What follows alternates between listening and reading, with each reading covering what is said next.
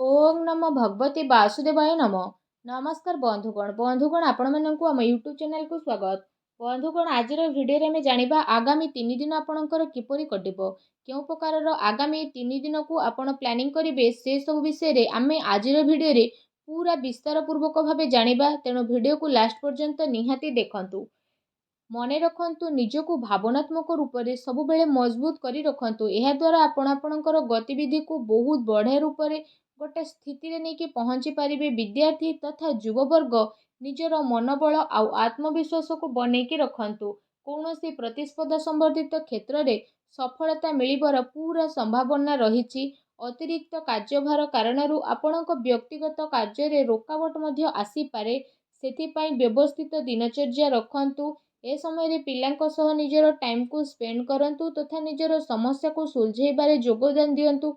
अटके थिबा पैसा को सावधान सह सुलझेबे। बिजनेस कार्य पूरा हेबा कारणरू प्रोब्लेम मध्य आसी पारे। ता सहित कोनोसी अनुभवी बा राजनीति व्यक्ति को सहाय्य नेबा आपणक पई फायदामान रहइबो। ता सहित ए समय रे कोनोसी प्रोब्लेम आसीबा कारणरू कोनोसी फ्रेंड्स को परामर्श आपणक पई बहुत भलो रहइबो। वैवाहिक संबंध मधुरपूर्ण रहइबो। लव पार्टनर को सह संबंध रे घनिष्ठता बढ़िबो। स्वास्थ्य रे अलस्वामी कारणरू अलस्वामी बा थकापुणा आपण को अनुभव होई पारे। ता सहित अधिक आराम नेबार ए दिन रे आवश्यकता रही। कौनसी परिश्रम को आपण बहुत सरल सह हासिल करेंगे। से भूल ए दिन रे आदौ भी आपण करंतु नहीं। मानसिक आकस्मिक सुख शांति मध्य अनुभव हेबो। पिला माने निजर पाठपढ़ा प्रति एकाग्र चित्त रहिबे। दिनर उत्तरार्धरे ग्रहर स्थिति किछि एपरि बनुछि कि नकारात्मक परिस्थिति रे किछि एपरि भूल करंतुनी, नहले परे आपनको बड़ प्रोब्लेम फेस करबा पई पड़ी पारे। ता सहित जदि कहिबा चिंता ते आपण प्रयास करबा पई ट्राई करंतु। कोनोसी कारणर उचित इन्फॉर्मेशन न मिलबा कारणरू कोनोसी बड़ धरणर ऑर्डर आपणक हातरू जाई पारे। किछि लोक आपणको फोर्स करबा पई चेष्टा करिवे। अन्य कथारे न आसी निज निर्णय को सर्वोपरि रखंतु। ता सहित आपण आपणकर अधिकार को व्यवहार करंतु। जीवन साथींकर परामर्श सहयोग आपणक पई लाभकारी सिद्ध हेबो। युव वर्गंकर ए प्रकार स्थिति जदि कहिबा आपणक पई बहुत भलो रहइबो। दिन आपणकर बहुत बढ़िया रूप से चलिबो। कहार चिंता बा प्रेरणा कारणरू आपणको विशेष उद्देश्य पूरण हेबार संभावना बनुछि। मानसिक शांति और खुशी आपणको मिलिबो। घरे कौनसी स्थिति विवाह प्रस्ताव मध्य आसी पारे। ता सहित आपणकर स्वभाव रे सरलता बनैकी रखंतु। केबे केबे आपणकर अहं भाव अन्य द्वारा किछि भूल कार्य मध्य होई पारे। ता सहित कौनसी महत्वपूर्ण कथबार्ता करिबा समय रे अपशब्दर प्रयोग आदौ करंतु नाही। एहा द्वारा आपणकर मानहानि होई पारे। व्यावसायिक गतिविधि रे उचित परिणाम मिलिबो। ता सहित शेयर संबंधित बिजनेस रे आपणको ए दिन रे फायदा मिलिबो। चाकरी पेशा लोकों को निज इच्छा अनुसार कौनसी बड़ धरणर ऑर्डर मिली पारे। घरे सुख शांतिपूर्ण माहौल रहिबो तथा आपसिक सामंजस्य मध्य बहुत भलो रहिबो। किंतु प्रेम संबंध रे स्थिति आपणकर परिवर्तन नहीं आसुची। पूर्व किछि समय रु चली आसुतुबा द्विविधार समाधान हेबा कारणरू आपणको खुशी मिलिबो। आपण आपणको निज कारण द्वारा कौनसी स्थिति को बदलै परिबे। आर्थिक तथा आध्यात्मिक गति रे निजर आस्था ध्यान रखिबा कारणरू आपणकर व्यक्तित्वर अवधि रे निखार आसीबो। ता सहित आपण आपणको कार्य रे रोक लगैबार अछि, नचेत आपणको प्रोब्लेम आसे उद्धार देइथिबा पैसा फेरिबा पई बहुत मुश्किल रहिबो। जदि कहिबा बहुत बड़ धरणर प्रोब्लेम आगो को आसुची। युवा वर्ग निज कामयाबी पाइबा चक्कर रे कौनसी भूल धरणर जिनिस रे मुंड पसंतु नहीं। व्यावसायिक गतिविधि मन मुताबक हेबो। ता सहित जदि कहिबा कार्य प्रणाली रे परिवर्तन आसीबो। आत्मविश्वास बनैकी रखंतु। किछि लोक प्रतिस्पर्धा कारणरू आपणक पई मुश्किल आनी पारंती। सेथिपई सचेतन रहिबार अति आवश्यकता रहिछि। पारिवारिक व्यवस्था बहुत बढ़िया रखिबा पई बाहर व्यक्तिंकर हस्तक्षेप परिवार रे आदौ भी करिबा पई दियंतु नाही। सुस्थ बनिबा पई आयुर्वेदिक जिनिसर अधिकरू अधिक आपण सेवन करंतु। ता सहित जदि कहिबा तो आपण निजर योग्यता उपरे विश्वास रखंतु तथा कौनसी भी सहायता उपरे विश्वास करंतु नाही। जदि विशेष भाव में कहिबा एहा द्वारा आपणको बहुत भल परिणाम प्राप्त हेबो। आपणकर भल परिणाम और दिनचर्या आपणको व्यक्तित्व रे आसीबो और परिवर्तन नेकी आसीबो। ଗ୍ରହଙ୍କର ସ୍ଥିତି କିଛି ଏପରି ରହିଛି ବିନା କାରଣରେ ଆପଣ ଟେନସନ୍ ବା ଚିନ୍ତାରେ ରହିବେ। ଏ ସମୟରେ କାହା ଉପରେ ଆଦୌ ବି ଭରସା କରିବା ଆପଣଙ୍କ ପାଇଁ ଠିକ୍ ହେବନି। ଅନ୍ୟର ପରାମର୍ଶ ଆପଣଙ୍କୁ ଭ୍ରମିତ କରିପାରେ। ଠିକ୍ ହେବ କି ନିଜକୁ ବେଷ୍ଟ ରଖିବା ପାଇଁ ଟ୍ରାଏ କରନ୍ତୁ।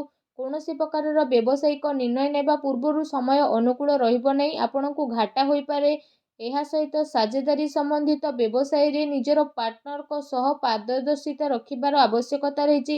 ଏହାଦ୍ୱାରା ଆପୋଷିକ ସାମଞ୍ଜସ୍ୟରେ ସୁଧାର ଆସିବ। ତା ସହିତ ଆପଣ ସେସବୁ କାର୍ଯ୍ୟରେ ନିଜର କାମ କରିବା ଗତିକୁ ପରିବର୍ତ୍ତନ କରିବେ। ଅଧିକାରୀ ବର୍ଗ ବା ବରିଷ୍ଠ ସଦସ୍ୟଙ୍କର ଅନୁଭବ ଓ ମାର୍ଗଦର୍ଶନକୁ ଆପଣ ନିଜର ଜୀବନ ଶୈଳୀରେ ଆପଣେଇବା କାରଣରୁ କୌଣସି ସ୍ଥିତିରେ ଆପଣଙ୍କୁ ପରିବର୍ତ୍ତନ ଦେଖିବାକୁ ମିଳିବ। ତା ସହିତ ଆପଣ ଆପଣଙ୍କର କାର୍ଯ୍ୟ ଉପରେ ଧ୍ୟାନ ଦେବେ। ଆପଣଙ୍କର ବିଚାରଧାରାରେ ସକାରାତ୍ମକ ପରିବର୍ତ୍ତନ ଆସିବ। ଯୁବା ବର୍ଗ ବ୍ୟର୍ଥ ମଉଜ ମଜଲିସରେ ସମୟ ବ୍ୟତୀତ କରନ୍ତୁ ନାହିଁ। ଲାଭ ପାଇବା ପାଇଁ ଜୀବନରେ ପରିପକ୍ୱତା ପାଇବାର ଅତି ଆବଶ୍ୟକତା ରହିଛି। ଏହା ସହିତ ସନ୍ତାନଙ୍କର କୌଣସି ଗତିବିଧି ଆପଣଙ୍କର ସମ୍ମାନକୁ ଠେସ୍ ପହଞ୍ଚାଇପାରେ। ବିଜନେସରେ ପରିଶ୍ରମ ମୁତାବକ ଲାଭ ମିଳିବ। ତା ସହିତ ଇନକମ୍ ପୂର୍ବଠାରୁ ଅଧିକ ରହିବ। କିନ୍ତୁ କୌଣସି ବି ବ୍ୟବସାୟ ସମ୍ବନ୍ଧିତ ମହତ୍ତ୍ୱପୂର୍ଣ୍ଣ ନିର୍ଣ୍ଣୟ ନେବା ପୂର୍ବରୁ ଭାବି ଚିନ୍ତି କରିବାର ଅତି ଆବଶ୍ୟକତା ରହିଛି। ଚାକିରି ପେଶା ବ୍ୟକ୍ତିଙ୍କୁ ନିଜ କାମରେ ଅଧିକ ଧ୍ୟାନ ଦେବାର ଆବଶ୍ୟକତା ରହିଛି। ପତି ପତ୍ନୀ ସମ୍ବନ୍ଧକୁ ମଧୁର ବନେଇକି ରଖିବେ। ଆପୋଷିକ ତାଳମେଳ ରହିବା ବହୁତ ଭଲ ଆପଣଙ୍କ ପାଇଁ ରହିବ। କୌଣସି ବିଶେଷ ବ୍ୟକ୍ତିଙ୍କ ଦ୍ୱାରା ପ୍ରଭାବିତ ହୋଇ ଆପଣ ଆପଣଙ୍କ ଦିନଚର୍ଯ୍ୟାରେ କିଛି ପରିବର୍ତ୍ତନ ଆଣିବା ପାଇଁ ଚେଷ୍ଟା କରିବେ। ତଥାପି କିଛି କାର୍ଯ୍ୟକୁ କରିବାରେ ଆପଣଙ୍କର ଧ୍ୟାନ ମଧ୍ୟ କେନ୍ଦ୍ରିତ ହେବ। ଆପଣ ଏମିତି କିଛି ନିର୍ଣ୍ଣୟ ନିଅନ୍ତୁନି ଯାହାଦ୍ୱାରା ସ୍ଥିତି ଆପଣଙ୍କ ପାଇଁ ପରିବର୍ତ୍ତନଶୀଳ ହେବ। କୌଣସି ସମ୍ବେଦନଶୀଳ ବ୍ୟକ୍ତିଙ୍କ ହସ୍ତକ୍ଷେପ କାରଣରୁ ଆପଣଙ୍କ କାର୍ଯ୍ୟରେ ବହୁତ ବାଧା ଆସିବ। କେବେ କେବେ ଆପଣଙ୍କର ରାଗ ଆଉ ଜିଦ୍ ଏସବୁ ଆପଣଙ୍କର ପାରିବାରିକ ବ୍ୟବସ୍ଥା ଉପରେ ପ୍ରଭାବ ପକାଇପାରେ। ସକାରାତ୍ମକ ବନେଇ ରଖିବା ପାଇଁ ଆପଣ ଚେଷ୍ଟା କରନ୍ତୁ। ଏହା ସହିତ ଯଦି ବିଶେଷ ଭାବରେ ଆମେ କହିବା, ସାବଧାନ ରୁହନ୍ତୁ, କାରଣ କାର୍ଯ୍ୟସ୍ଥଳରେ ଆପଣଙ୍କ ଉପସ୍ଥିତି ଆଉ ଫୋକସ୍ ରଖିବାର ଆବଶ୍ୟକ ରହିଛି। ଏହାଦ୍ୱାରା ବ୍ୟବସାୟରେ ଆପଣଙ୍କର ପରିଶ୍ରମର ଫଳ ମିଳିବ। ଚାକିରି ପେଶା ବ୍ୟକ୍ତି ବିଶେଷଙ୍କୁ କାମର ଅଧିକତା ରହିବ। ଏହା ସହିତ ଯଦି କହିବା, ପାରିବାରିକ ସଦସ୍ୟଙ୍କର ବ୍ୟକ୍ତିଗତ ଦିନଚର୍ଯ୍ୟାରେ ରୋକଠୋକ କରନ୍ତୁ ନାହିଁ। ଅନ୍ୟ ଗତିବିଧି ସହିତ ନିଜର ସ୍ୱାସ୍ଥ୍ୟ ପ୍ରତି ମଧ୍ୟ ସଜାଗ ରଖନ୍ତୁ। ଦିନର ଆରମ୍ଭରୁ ହିଁ କୌଣସି ଶୁଭ ସମାଚାର ମିଳିବା କାରଣରୁ ଦିନ ସୁଖଦପୂର୍ଣ୍ଣ ରହିବ।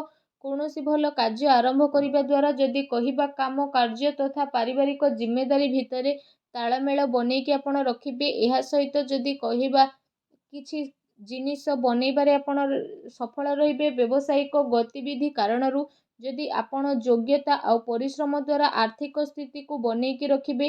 ମାର୍କେଟିଂ ସମ୍ବନ୍ଧିତ ଗତିବିଧି ଉପରେ ଅଧିକ ଧ୍ୟାନ ଦେବାର ଆବଶ୍ୟକତା ରହିଛି। ଲାଭଦାୟକ ସ୍ଥିତି ବନିବ, ଯାହା ଭବିଷ୍ୟତରେ ଆପଣଙ୍କର କାମରେ ଆସିବ। ସେଥିପାଇଁ ଯଦି କହିବା, ଯେଉଁ କାମ ପାଇଁ ଆପଣ ପ୍ରୟାସ କରୁଥିଲେ ଏବେ ସେହି ସବୁ ସମ୍ବନ୍ଧିତ ଖୁସି ଖବର ଆପଣଙ୍କୁ ମିଳିପାରେ।